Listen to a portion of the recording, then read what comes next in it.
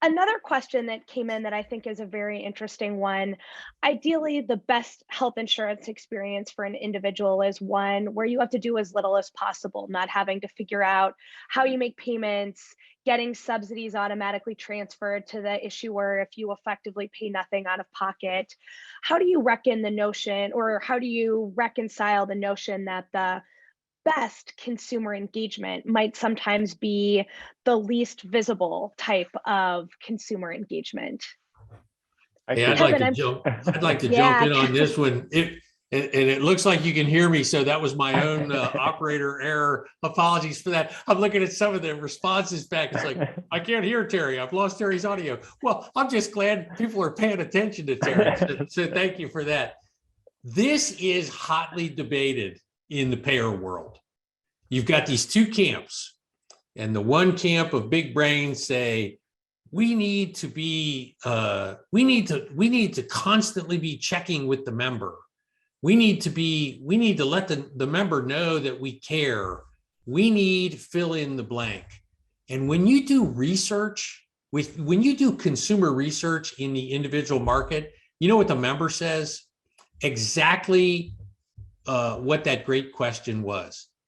You know what great engagement is leave me alone and just make this as easy as possible for me. I don't want this. I don't want to be a healthcare expert. I just want to take care of it's the exchange back and forth. Sorry, I'm a movie guy. I'm old and I'm a movie guy. It's the exchange back and forth in A Few Good Men. Why do you dislike them so much? Because they picked on a weaker kid. Why do you care so much? Because they stand on a wall and they tell you nothing's going to happen to you tonight, not on my watch. That's what we need to do, because this is not the highlight of people's lives. They just want to know that they've got quality coverage that fits into their lifestyle and their budget. So I think there's a giant case, and I happen to land in that camp, that the better we are at the basics and the less we brag about it and make it visible to the member, the higher that retention will be and the better the industry is. and I'd like to add to that, because I do agree with a lot of what Terry had said. And that was a really excellent question and point. And I think the distinction is between the administrative aspect of health insurance and then the value add towards health insurance. When we talk about the administrative pieces of it, that has to be as simple as possible, the least touch, to make sure that they just have access to their care. They don't have to worry about it.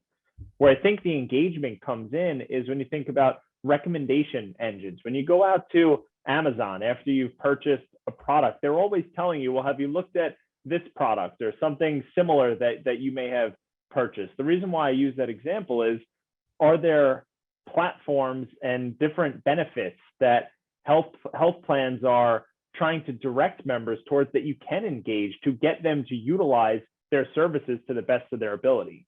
So the way that I think of it is, focus less on the administrative aspect of your health insurance and more so, how do I make the most out of the benefits that I have? Because chances are these folks may not even know that they have this service available to them.